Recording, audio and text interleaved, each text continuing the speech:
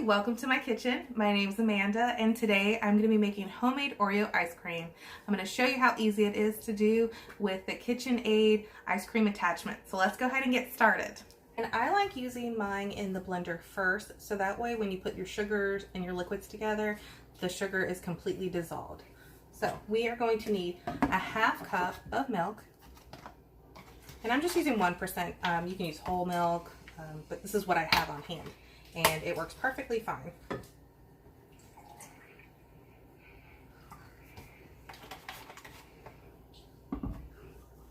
Okay, so half a cup of milk.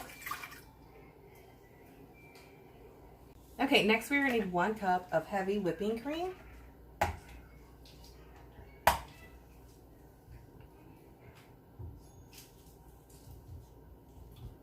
And I'm making this today because it's Thursday and Fridays we do family movie night, and I wanted to make an additional ice cream tomorrow. That way I can have something because I can't eat these Oreos. They are wheat Oreos. I can't do them. So I figured I'd make myself another ice cream tomorrow. And you need a whole 24 hours to let the KitchenAid ice cream attachment freeze in the freezer. Okay, so now we have a whole cup of heavy whipping cream, and we're gonna go ahead and add that in. Okay, so we're going to need half a cup of white sugar plus an additional 2 tablespoons of white sugar as well. And we're going to go ahead and add this into the blender.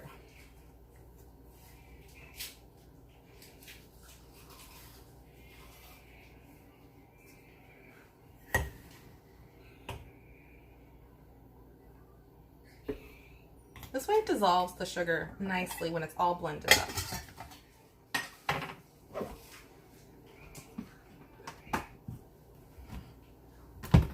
Okay, so we're going to go ahead and blend this up.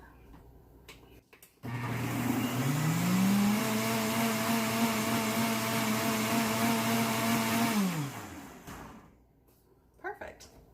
Hopefully my little one, oh, nope, he did not wake up. He's still sleeping. Okay, so now I'm going to go ahead and get the ice cream attachment out from the freezer. I'll be right back. Okay, so I got my ice cream attachment out. I'm going to do the shake test. It has been in the freezer for a while now. You definitely want to let it sit over 24 hours in the freezer before using it. That way you don't hear any liquid in there when you shake it. If you do hear liquid, it is definitely not frozen. You do not want to try making ice cream. You want to make sure that it's completely frozen. All right, so let me zoom in on that so you guys can really see how that looks. Here are my other attachments that I am going to be using with it.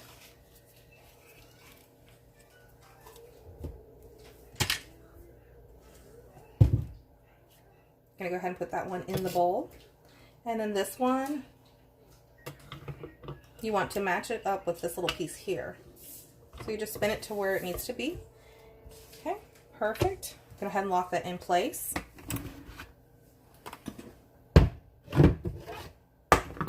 And now I'm just gonna go ahead and pour my liquids in.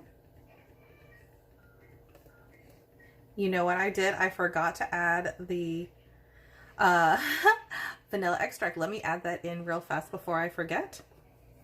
I did this the last time too. Not sure why I forgot it. I think I get really excited when my little one's down for a nap and I can get in the kitchen and cook and do things. So I'm just going to go ahead and add this right into the bowl like I did the last time, and it worked out perfectly fine still. But normally I like to mix it all together in the blender. That way it's nice and smooth, but this will still work. And we actually also need a pinch of salt.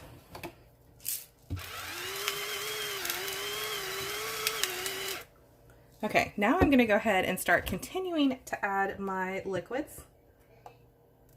Just know that it is okay,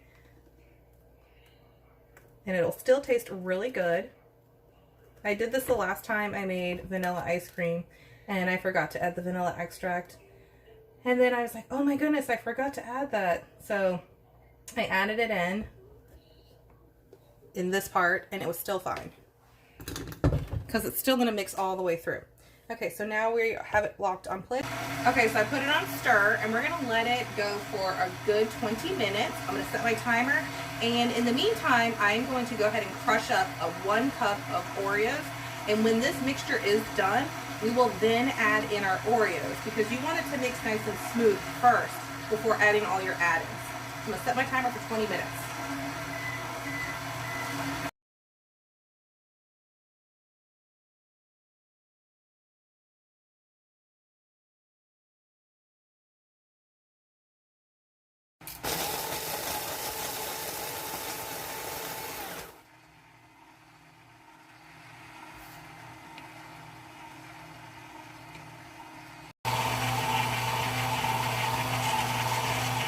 Okay, so it's been 20 minutes.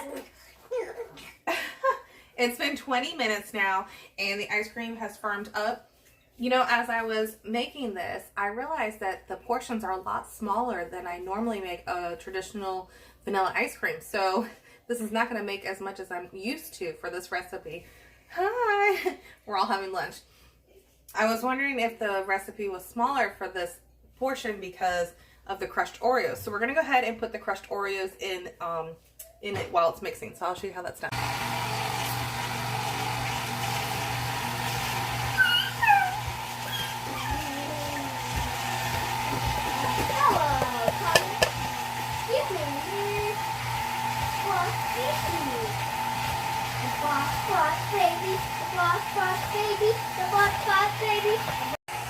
Okay, 5 minutes have been up to let the Oreo mixture mix into it. So now I'm going to go ahead and put it in my Tupperware.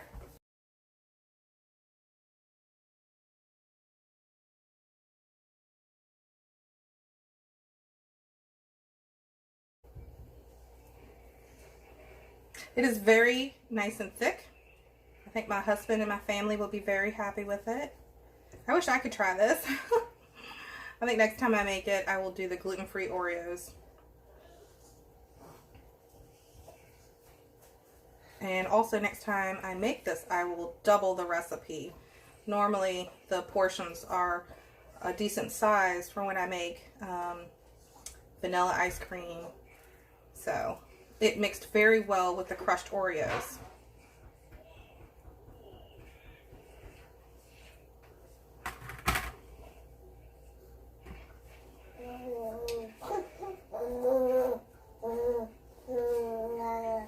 And normally I like a bigger size too because, you know, you have to wait 24 hours before reusing this again. So I will definitely be making more Oreo ice cream for everyone.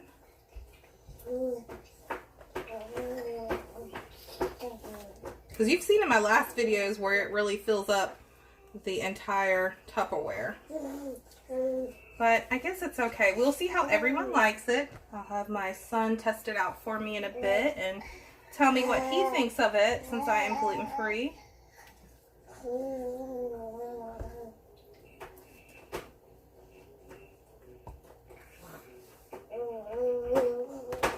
There it is. I'm gonna go wash my hands. Nice for me? Uh-huh. Is it good? You know that? I know you wish you could have some. You want another? I like your dance. How'd your dance go? Alright, he definitely approves it. Thumbs up, huh? I'm going to take 2 Oreos and just crush them up on top. So that way there are some bigger Oreo chunks. And those will be on top. So when we go to scoop out for dessert, then you have some nice Oreo toppings. So there we go.